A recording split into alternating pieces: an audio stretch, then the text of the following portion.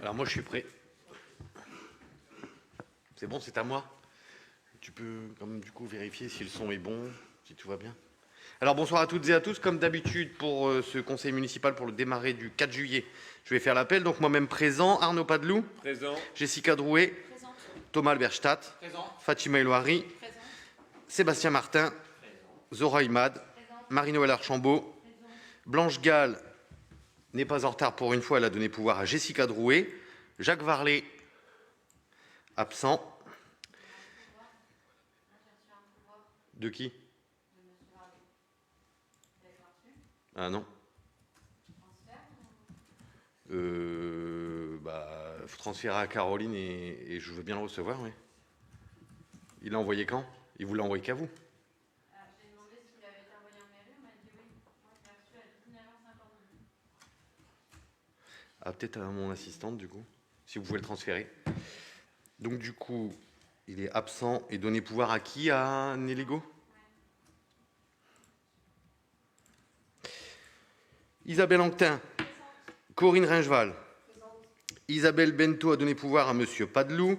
Vincent Planche. Adam Bracaclic. Frédéric Brequeville. Guillaume Chabrier. Emmanuel Avril. Joseph Da a donné pouvoir à Dina Varejao. Dina Varejao. Jade Mouton-Godet va peut-être arriver en retard en attendant de donner pouvoir à Thomas Alberstadt. Gisèle Papa. Fabien Debazy m'a donné pouvoir. Lornold. Lassana Dichan a donné pouvoir à Lornold. Nel Ligo. Et Pierre-Yves Pinchot est absent. Comme d'habitude, je vous fais passer la feuille d'appel si vous pouvez signer. Et n'oubliez pas de signer là où vous avez pouvoir.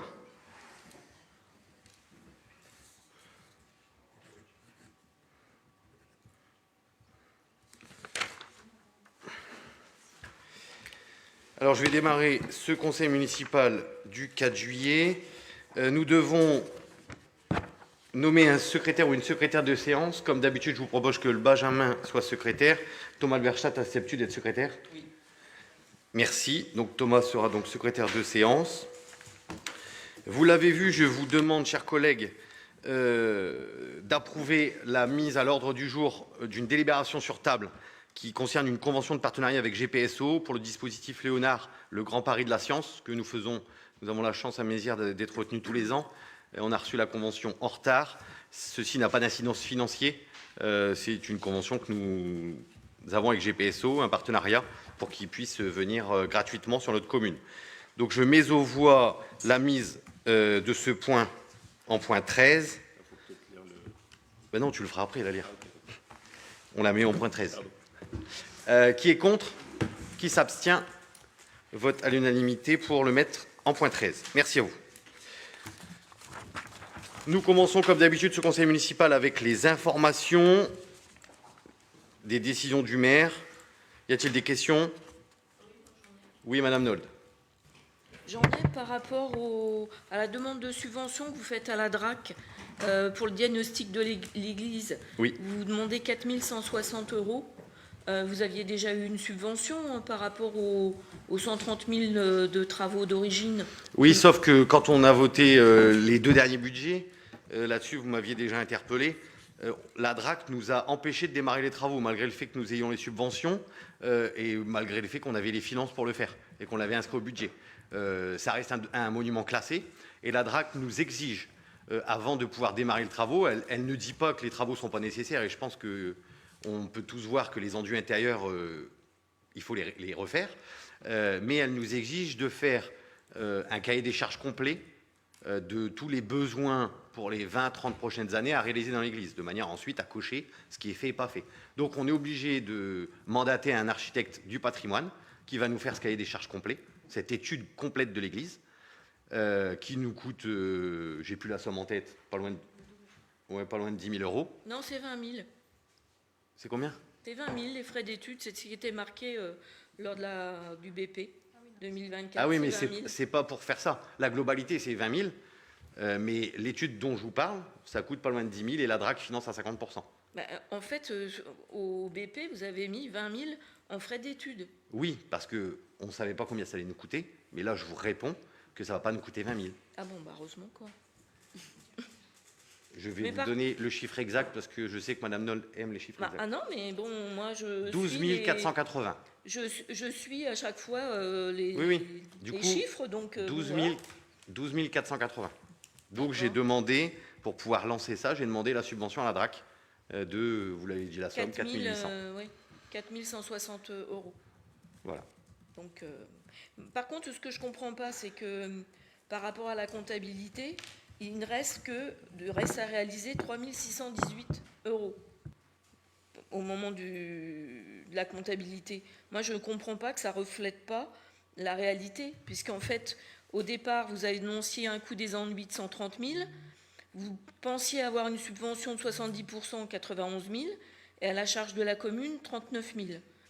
Donc là, déjà, il y a une différence, puisque lors du CM de 13 février, vous n'avez reçu qu'une subvention de 75 250, donc 58%, et vous aviez 19 187 de financement participatif. Donc voilà. Moi, je ne comprends pas En fait, que le reste à réaliser ne... Non, mais parce qu'il ne faut pas mélanger les chapitres. En fait, il y a le reste à réaliser 2023, qu'on a inscrit au budget 2024, 3 600, c'est pour les objets classés, et on a inscrit au budget 2024 10 000. Donc les deux se cumulent, le reste à réaliser 2023 et ce qu'on a inscrit en BP 2024, les deux se cumulent. Mais il faut rester dans le même chapitre. Sinon, on peut refaire tout le budget investissement, si vous voulez, hein, mais on n'est pas là pour ça, pour l'histoire. Hein. Non, non, mais moi, je ne comprends pas qu'on ne retrouve pas la réalité du reste à réaliser, puisque vous n'avez pratiquement pas fait de travaux. Vous avez fait le démoussage là, avec votre drone, là, avec Ouais. votre truc de C'est pas com, mon drone, de mais... com. ouais.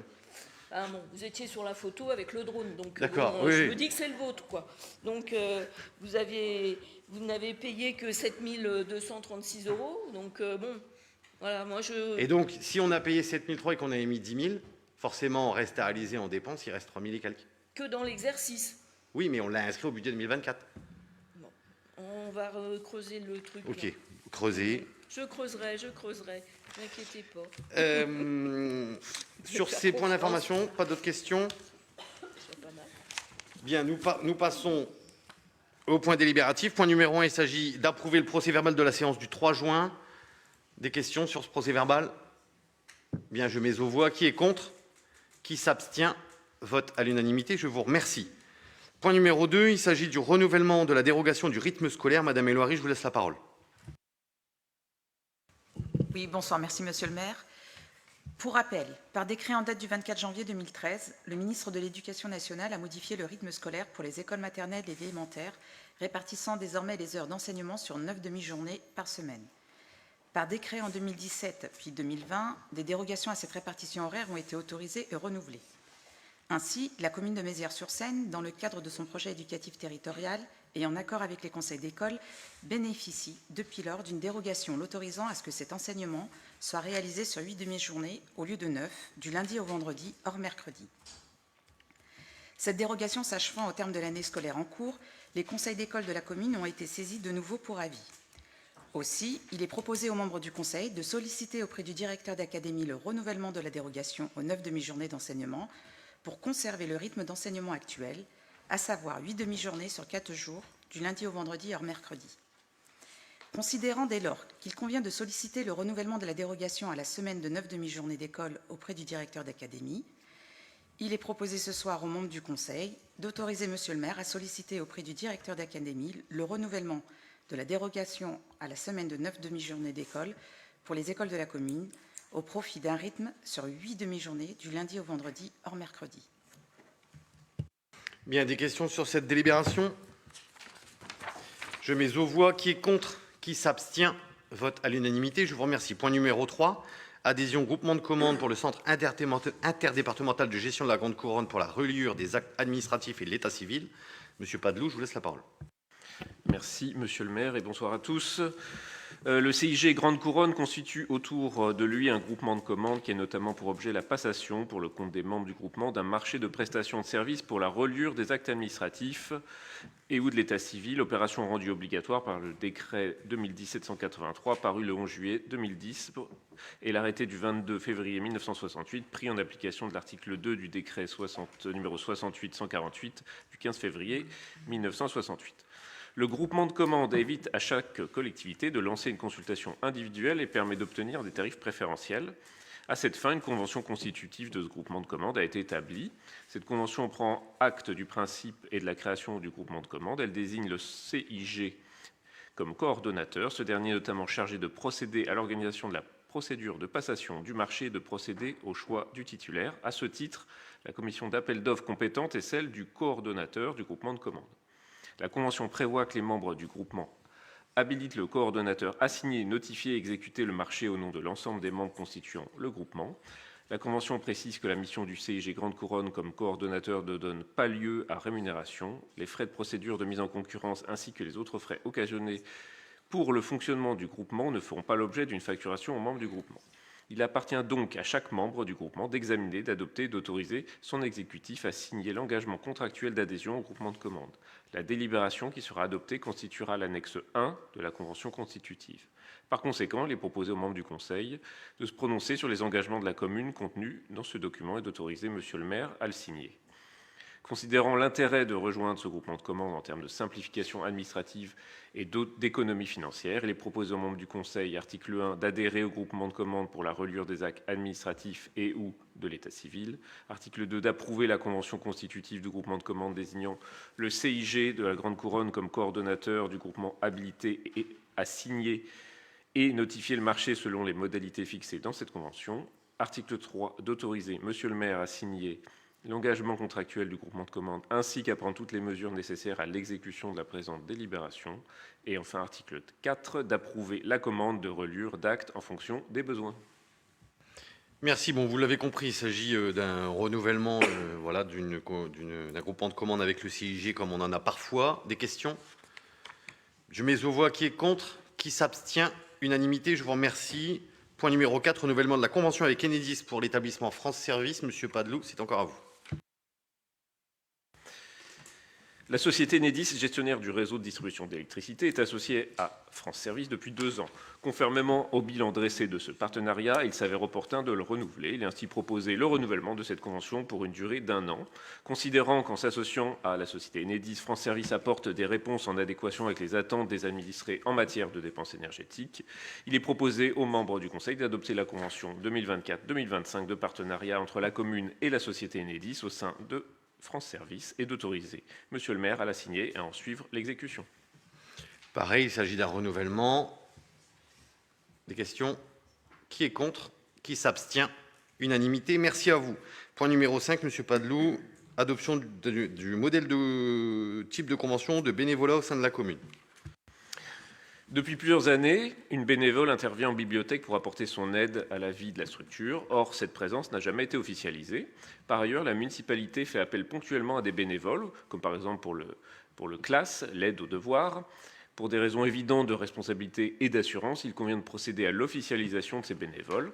Un projet de convention de bénévolat est ainsi soumis à approbation du conseil municipal et il est proposé de déléguer à Monsieur le maire la signature de ces conventions avant information du conseil municipal. Considérant qu'il appartient d'officialiser le recours au bénévolat dans le cadre de certaines missions de service public exercées par la commune, il est proposé ce soir, article 1, d'approuver le modèle de convention de bénévolat, article 2, d'autoriser Monsieur le maire à signer cette convention avec les bénévoles concernés, à en assurer l'exécution et à y mettre fin, et enfin article 3, dire que chaque signature de convention fera l'objet d'une information auprès du conseil municipal. Merci Monsieur Padelou. Des questions? Qui est contre? Qui s'abstient? Unanimité, merci. Point numéro 6, chers collègues, il s'agit de la création d'un emploi de collaborateur de cabinet. Dans une collectivité, l'autorité territoriale peut former un cabinet comprenant des collaborateurs de cabinet qui lui sont directement rattachés et la cite dans sa double responsabilité politique et administrative. La notion d'emploi de cabinet renvoie aux fonctions impliquant une participation directe ou indirecte à l'activité politique de l'autorité territoriale et exigeant un rapport de confiance particulièrement étroit. Du fait du départ de la collectivité de l'agent en charge des festivités, il semble pertinent de créer un poste de collaborateur de cabinet qui prendra également en charge tous les événements communaux. Cette création d'emploi n'emporte donc pas la création d'un poste supplémentaire, puisque l'agent retenu pour occuper cette fonction est déjà en poste pour la commune et officiera sur l'emploi de collaborateurs de cabinet via un détachement. Ces missions et fiches de poste ont été revues en conséquence. Il est précisé que toutes les collectivités, quelle que soit leur taille, peuvent recruter au moins un collaborateur de cabinet. L'effectif maximal est régi par le décret numéro 87 1004 du 16 décembre 87 en fonction du nombre d'habitants de la collectivité. L'effectif maximum des collaborateurs du cabinet d'un maire est ainsi fixé à raison d'une personne lorsque la population de la commune est inférieure à 20 000 habitants. Par nature, les emplois de cabinet se situent en dehors du champ d'application du statut de la fonction publique et échappent aux règles de droit commun en matière de recrutement comme de cession de fonctions. La réglementation prévoit que les fonctions de collaborateurs de cabinet prennent fin au plus tard avec la fin du mandat de l'autorité territoriale. La rémunération individuelle du collaborateur de cabinet est fixée dans la limite des crédits inscrits au budget par l'autorité territoriale qui est cependant tenue de respecter des plafonds. Article 7 du décret précisé. Premier plafond, le traitement indiciaire du collaborateur ne pourra être supérieur à 90% du traitement correspondant, soit à l'indice terminal de l'emploi administratif fonctionnel de direction le plus élevé de la collectivité, occupé par un fonctionnaire, soit à l'indice terminal du grade administratif le plus élevé, détenu par un fonctionnaire en activité dans la collectivité. Et enfin, le deuxième plafond, le montant des indemnités de ce collaborateur ne peut être supérieur à 90% du montant maximum du régime indemnitaire institué par l'Assemblée délibérante de la collectivité, en l'occurrence nous, et servi aux titulaires de l'emploi fonctionnel ou du grade de référence mentionné ci-dessus. Les éléments constitutifs de la rémunération des collaborateurs de cabinet sont les suivants. D'une part, le traitement de base, ensuite l'indemnité de résidence et supplément familial de traitement le cas échéant, et complément indemnitaire de la rémunération dans la limite de 90% du régime indemnitaire de référence. C'est dans ce cadre qu'il s'avère pertinent de créer un emploi de collaborateurs de cabinet afin d'accompagner la municipalité dans ses projets.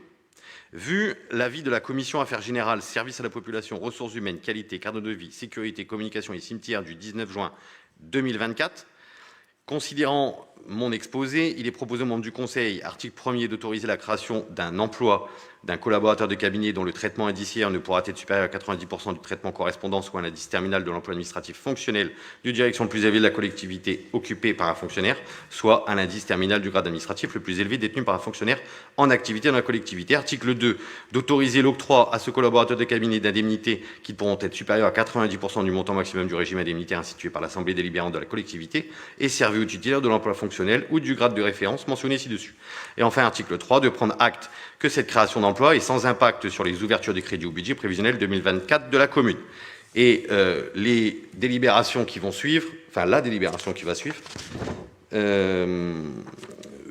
vous le savez, du coup, nous allons supprimer le poste, puisque le poste de collaborateur, comme je viens de l'expliquer, a vocation à remplacer le poste de responsable événementiel communication. Donc nous allons le supprimer dans la délibération suivante. Et nous allons créer un poste supplémentaire qui est agent technique, mais je vous l'expliquerai ça de toute façon vous l'avez lu, dans les délibérations suivantes. Y a-t-il des questions? Madame Nold. Vous dites qu'elles peuvent vous aider dans votre activité politique. Qu'est-ce que ça a à voir avec votre mandat de maire?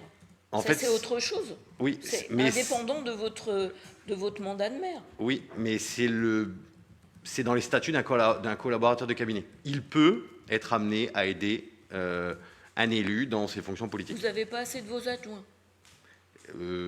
Encore une fois, c'est dans le code. Si je ne vous l'avais pas marqué, vous auriez dit « Ah oui, mais dans le texte, le collaborateur peut aider de façon politique. » Vous auriez dit « Ah, vous nous cachez, il y a baleine sous gravier. » Là, je vous le mets noir sur blanc. Oui, voilà. mais je vous pose la question, justement. Elle pourra. Elle pourra, oui, mais elle fera. Elle pourra. Elle le fera. Donc, vous allez vous servir de quelqu'un qui est rémunéré par la commune pour vous assister dans votre mandat politique. Aujourd'hui, non, mais ce n'est pas l'objet de la délibération. Ah bah, si. Mais non. C'est quand même non. Je vous dis qu'on avait une responsable événementielle qui n'est plus là. Je vous dis que mon assistante actuellement, puisque c'est d'elle dont il s'agit, va prendre la responsabilité de l'événementiel et de la communication. Je ne savais pas que l'événementiel et la communication, c'était politique, Madame Noll. C'est bien marqué dans... Oui, parce que de par son statut, elle pourra. Mais croyez-vous, et on en a parlé brièvement lors du scrutin de dimanche dernier, croyez-vous que gérer tous les événements, elle va avoir le temps de faire de la politique? J'en sais rien, moi. Donc, ça dépendait le temps qu'elle avait disponible, déjà. Elle a un contrat de 37 heures, comme tout le monde, avec 12 jours de RTT, comme tout le monde. Je ne suis pas dans la gestion de vos employés de mairie. Hein. Donc, et puis, en fait, là, vous faites une délibération, mais depuis le 5 mai, elle est déjà collaboratrice de cabinet. Donc, elle n'y est pas déjà, vu que ce n'est pas passé en conseil. Ah, si, c'est écrit. Elle l'écrit, elle se présente encore comme ça. Oui, non, mais elle fait les missions, mais elle n'a pas le statut. Tant que ce n'est pas passé en conseil municipal, Madame Noll, elle ne peut pas avoir le statut sur sa fiche de paie. Oui, oui. Voilà, mais elle Ouais. peut faire le job, c'est ce qu'elle a fait. Elle a fait le travail, Ouais. puisqu'on n'a plus de responsable événementiel. Et si elle ne l'avait pas fait, on n'aurait pas eu de fête communale, on n'aurait pas eu plein de choses qu'on a eu, la fête de la musique, etc. C'est elle qui l'a Ah fait. oui, ça aurait manqué, c'est sûr. Là, je sais que ça ne vous aurait pas manqué, Non, Madame à Doll, moi, non. À moi, non. mais ça aurait On aurait manqué au moins fait des économies. à plusieurs milliers Donc, ça, d'habitants moi, qui ça sont me manque venus. Pas du tout. Pas du tout, du tout. Très bien. C'est toujours... D'autres questions? Non, c'est déjà pas mal. Je mets aux voix. Qui est contre? Monsieur Varlet, parce que du coup ça change. Monsieur Varlet, Nelly, Alassane. non. voilà. C'est bon. Qui s'abstient? Vote à la majorité, je vous en remercie. Tableau des effectifs. Alors je vous demanderai d'être attentif puisque je vais vous proposer de la modifier puisqu'il y a une petite coquille dans la note de synthèse et vous allez forcément être pour cette modification. Délibération numéro 7, c'est modification, suppression d'un poste filière administratif et création d'un poste de filière technique. Pour faire suite au point précédent, la réorganisation du service événementiel nécessite le recrutement d'un agent technique supplémentaire pour assurer la partie logistique des manifestations. Compte tenu du caractère ponctuel des événements communaux, l'agent recruté ne sera que partiellement mobilisé pour ce service et sera intégré au service technique le reste du temps. L'objectif ainsi poursuivi vise à la fois à soulager la responsable événementielle et le service technique qui sont tous deux fortement sollicités sur ces périodes. Le poste à créer relève de la catégorie C, au grade d'agent technique.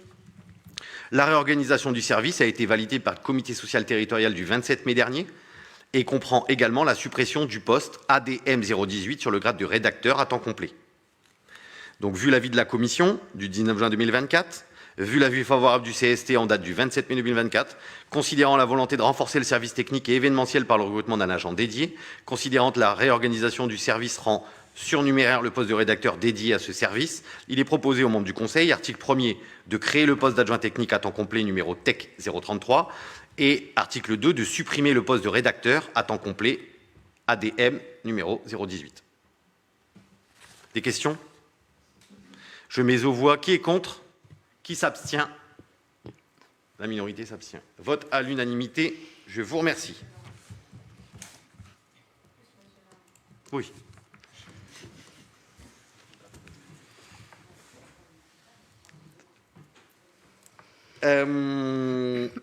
Point numéro 8.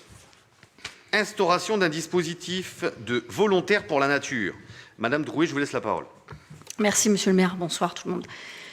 En effet, composée en majeure partie d'espaces naturels boisés ou cultivés, la commune de Mézières-sur-Seine subit, comme bien d'autres communes en Île-de-France, des dépôts sauvages réguliers et plus couramment encore l'abandon de déchets divers sur les chemins et les terrains inoccupés.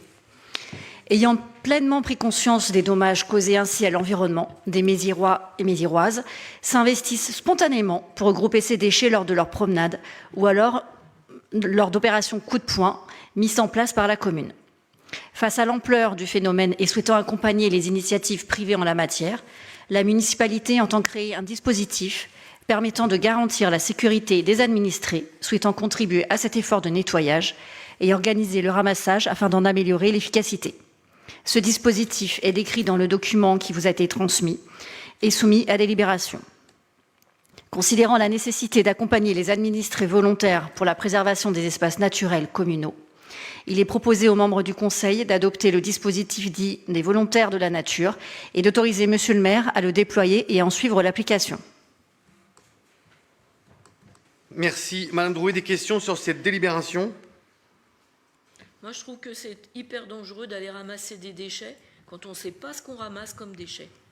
Donc, bon, ça, les gens prennent leurs responsabilités, mais je tiens à le signaler parce que je l'ai fait et je me suis pris du liquide et je ne savais pas quel liquide je me prenais en pleine figure. Alors, Madame Nold, voilà. Madame Nold, je vous réponds.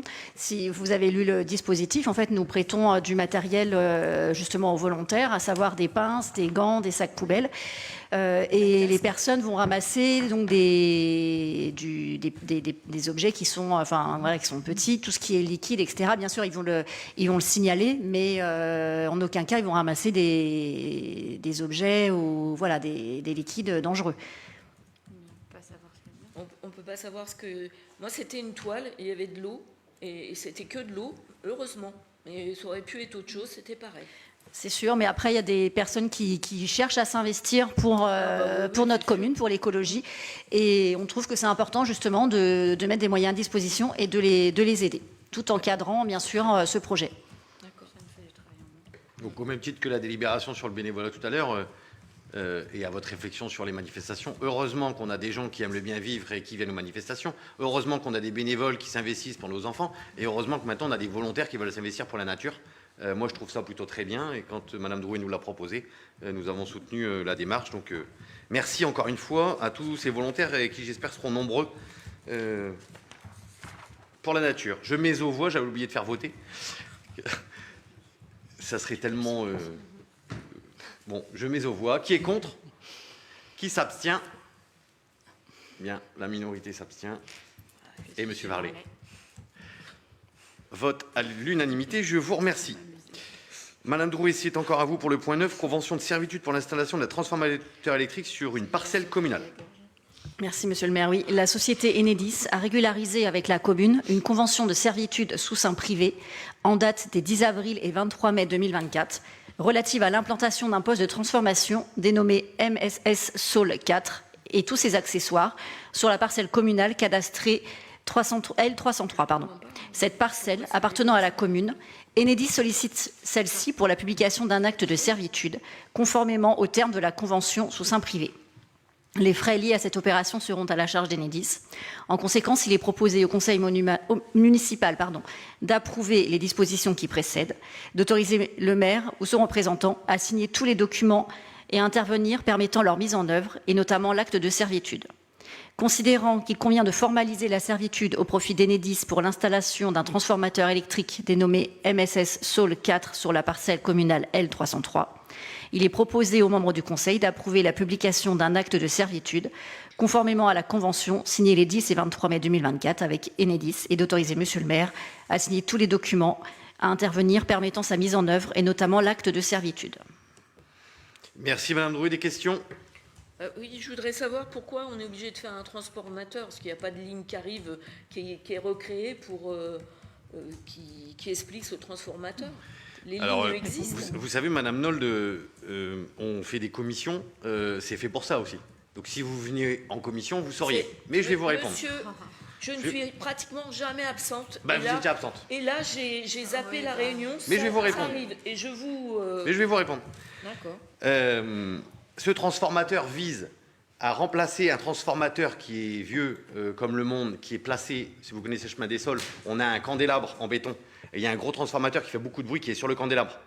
Celui-ci va être enlevé pour être posé au sol et vise aussi dans les champs, quand vous êtes parallèle à la route de Septeuil, dans les champs, vous avez du coup du passage électrique en plein milieu des champs.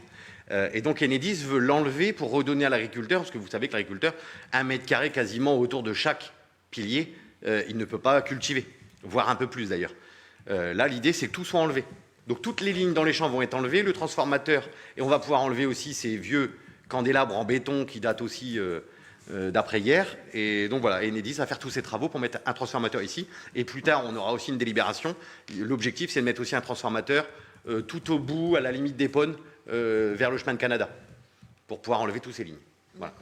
Par contre, la ligne électrique rue de Chauffour, elle ne sera pas revue? Non, bah, pas pour l'instant. Parce qu'on a eu un jour un truc du futur, là, bleu, tout avait sauté, parce que la ligne est hyper vieille. Okay. Toute la rue de Chauffour. Bah après, il n'y a pas que là, malheureusement. Non, mais c'était vraiment impressionnant comme truc. En tout cas, la délibération, voilà, c'est pas pour ça. D'accord. D'autres questions? Non. Je mets aux voix. Qui est contre? Qui s'abstient? Unanimité, je vous remercie. Délibération numéro 10. Il s'agit d'une aide exceptionnelle au transport scolaire pour les jeunes scolarisés au Collège d'Épône. Madame Éloiry, je vous laisse la parole. Merci, Monsieur le maire. Alors, le conseil départemental des Yvelines a décidé de réduire sa prise en charge d'une partie du transport des collégiens par délibération du 29 mars 2024. Cette décision engendre d'importantes conséquences sur le portefeuille des Méziérois. En effet, la participation du département était de 195 € et elle est réduite cette année à 62 €. Avec l'augmentation annuelle de l'abonnement décidé par Île-de-France Mobilité, le surcoût pour les familles représente une hausse comprise entre plus 141,48 € et plus 157,25 €, selon la distance avec le collège. Alertée, la municipalité s'en est immédiatement émue. Le conseil départemental justifie cette baisse par la chute de ses recettes, à l'augmentation des charges liées au social et leur non-compensation en proportion par l'État. Ainsi, face à ces problématiques financières, le département se recentre sur ses compétences spécifiques. Pour rappel, il n'est pas compétent sur ce sujet puisque c'est Île-de-France Mobilité qui assure le transport scolaire des collégiens. De son côté, la municipalité ne peut pas se substituer au département sur ce sujet qui n'a pas été prévisionné au budget communal. Cependant, après analyse des choix budgétaires inscrits en avril dernier, il a été de la carte scolaire, circuits spéciaux pour l'année scolaire 2024-2025. Considérant que la municipalité entend accompagner les familles dans la prise en charge de la carte de transport scolaire pour desservir le Collège des Paunes durant l'année scolaire 2024-2025, considérant qu'il a été acté la diminution de dépenses prévisionnelles pour permettre le financement de cette aide exceptionnelle, il est proposé d'approuver le règlement du dispositif d'aide exceptionnelle pour le financement de la carte de transport scolaire pour les collégiens inscrits au Collège des Paunes, d'autoriser Monsieur le maire à notifier individuellement au pétitionnaire le versement de cette subvention au vu de la constitution d'un dossier complet, de prendre acte que le financement de ce dispositif sera inscrit au budget au sein de la décision modificative numéro 1/2024 qui va être présentée tout de suite après.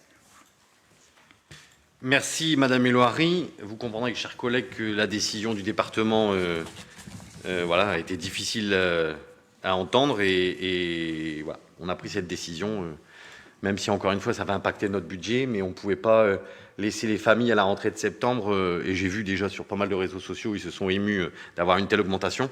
Donc je pense que toutes les familles, ça touche à peu près, je ne sais plus, 115 familles à Mézières. En moyenne, 110 ou 115, enfin après ça va dépendre du nombre de collégiens, mais en moyenne c'est ça. Ils seront soulagés malgré tout d'avoir une augmentation amoindrie via une aide de la commune. Des questions? Je mets aux voix. Qui est contre? Qui s'abstient? Vote à l'unanimité. Je vous remercie. Donc le point suivant qui est lié à cette délibération, c'est la décision modificative numéro 1/2024. Monsieur Padeloup, je vous laisse la parole. En effet, pour faire suite à la délibération précédente, il convient de rééquilibrer les crédits ouverts en section de fonctionnement afin de permettre le financement de l'aide exceptionnelle au transport des collégiens. Après échange sur les possibilités ouvertes au budget, les élus majoritaires se sont accordés pour modifier les lignes budgétaires suivantes. Donc la ligne 65 748 qui concerne les subventions est créditée de 12 700 €. Et ensuite les lignes suivantes, donc 60-68 qui est autres matières et fournitures et 10 500 €. 65 568 contributions organismes regroupés diminuées de 5 000 €. 73 91 16 pénalités SRU diminuées de 3 000 €. 662 32 fêtes et cérémonies diminuées de 4 200 €. Ainsi, considérant qu'il conviendrait ajuster les crédits alloués pour tenir compte de cette nouvelle aide, il est proposé aux membres du Conseil d'approuver la décision modificative numéro 1/2024, jointe en annexe. Merci Monsieur Padeloup. Y a-t-il des questions? Je mets aux voix. Qui est contre? Qui s'abstient? Vote à l'unanimité. Je vous remercie. 12e point, motion d'opposition au projet de ferroviaire de la ligne Nouvelle Paris-Normandie. Je vous rassure, je ne vais pas tout vous lire. Ceci étant, je vais quand même faire le préambule. Le projet de ferroviaire, notamment pour les Méziérois et Méziéroises qui nous regardent, ou pour celles qui sont dans le public, le projet ferroviaire de la ligne Nouvelle Paris-Normandie, dite LNPN, est un projet national piloté par l'État, dont les études sont cofinancées par l'État ainsi que les régions Île-de-France et Normandie. SNCF Réseau conduit les études et la concertation. Selon l'État, la LNPN viserait à doter la vallée de Seine d'une liaison performante sur l'axe Le Havre-Paris, complétée par une section vers Caen et Cherbourg. La mise en service de cette infrastructure promet d'améliorer la connexion ferroviaire de la vallée de la Seine grâce à de nouvelles capacités, tant pour les voyageurs que pour les marchandises, pour plus de report modal, plus de résilience du réseau et une offre de services de meilleure qualité. Or, les usagers de Normandie seront les seuls bénéficiaires du projet. L'autorité organisatrice des mobilités de cette région ayant confirmé la suppression des arrêts des trains normands dans le Mantois. Tandis que les habitants et les entreprises du Nord-Yvelines en supporteront tous les inconvénients sans aucun avantage. Le projet LNPN, tel qu'il nous est présenté, cause un lourd préjudice à toute la communauté urbaine en termes d'aménagement et de développement économique, de mobilité et d'habitat, d'agriculture et d'écologie. Ce territoire fragilisé par la désindustrialisation, le plus pauvre des Yvelines, déjà exposé à un projet de l'État destructeur pour son attractivité, le centre pénitentiaire de Magnanville, subirait avec le projet LNPN une saignée inacceptable. En conséquence, un projet de motion d'opposition portant tant sur le fond que sur la forme au projet de l'NPN a été adopté par le Conseil communautaire réuni le 27 juin dernier. Il est proposé aux membres du Conseil municipal de s'associer à cette démarche communautaire en approuvant une motion identique, motivée pour les raisons suivantes. Premièrement, une hérésie économique à l'échelle nationale, mais a fortiori locale. Deuxièmement, une augmentation significative du fret sans vision stratégique ni prise en considération des impacts sur le territoire. Troisièmement, un frein au développement du territoire. Quatrièmement, une entrave à la mobilité des habitants. Cinquièmement, un désastre écologique et un saccage paysager en termes de prédation des espaces naturels, de la biodiversité et des terres agricoles. Sixièmement, une source de pollution visuelle et sonore pour l'ensemble des riverains. Septièmement, des aménagements collatéraux aux impacts majeurs et non chiffrés. Et enfin, une application différenciée du ZAN, qui est le zéro artificialisation nette, entre ce projet d'envergure nationale et des projets locaux. Considérant que les élus de la commune de Mézières-sur-Seine partagent et soutiennent la démarche et les motivations de la motion adoptée par la communauté urbaine contre le projet de la nouvelle ligne ferroviaire Paris-Normandie, il est proposé aux membres du Conseil de s'opposer au projet de la ligne Paris-Nouvelle-Normandie pour les motifs exposés, d'affirmer leur solidarité avec les communes de la communauté urbaine les plus impactées par ce projet, de s'associer à la communauté urbaine pour interpeller l'État afin qu'il privilégie le développement du transport fluvial et respecte ses engagements sur la régularité et l'offre de transport sur le territoire, de solliciter le soutien de la présidence de la région Île-de-France contre le projet de la ligne Paris-Nouvelle-Normandie, de communiquer au président de la région Normandie cette motion d'opposition du projet LNPN, et enfin de demander à SNCF Réseau que GPSO soit étroitement associé au projet, notamment aux instances techniques préparatoires et à l'ensemble des instances de décision, qu'elles puissent disposer de l'ensemble des études préalables, études d'impact et données d'entrée, et que les délais de concertation soient prolongés pour une concertation de qualité. Des questions avant de voter cette motion contre le projet? Je mets aux voix. Qui est contre? Qui s'abstient? Je vous remercie à l'unanimité. Nous avons ensuite le point numéro 13, qui est la convention de partenariat GPS au dispositif Léonard, Parc aux Étoiles. Monsieur Padeloup, je vous laisse la parole. Alors, ça va être rapide. Considérant l'intérêt pour les plus jeunes de découvrir le monde de l'espace et des étoiles, il est proposé aux membres du conseil municipal d'adopter les termes de la convention de partenariat avec la communauté urbaine de Grand Paris Seine-et-Oise dans le cadre du dispositif Léonard, le Grand Paris de la Science, pour une prestation prévue le 23 juillet 2024, selon la convention qui est annexée à cette délibération. Très bien. Merci, Monsieur Padeloup. Des questions sur cette délibération sur table? Je mets aux voix. Qui est contre? Qui s'abstient? Vote à l'unanimité. Je vous en remercie. Comme d'habitude, vous pouviez envoyer des questions orales. Je n'ai reçu aucune question orale. Ce conseil municipal est donc clos. Et je vous demanderai de rester, puisque pour la DM, la modification de budget, il faut la signature de tout le monde. Donc nous allons l'imprimer et nous allons vous la faire signer. En tout cas, avant de clôturer ce Facebook Live, je vous souhaite à toutes et à tous d'excellentes fêtes, de bonnes vacances, pardon. J'en ai besoin.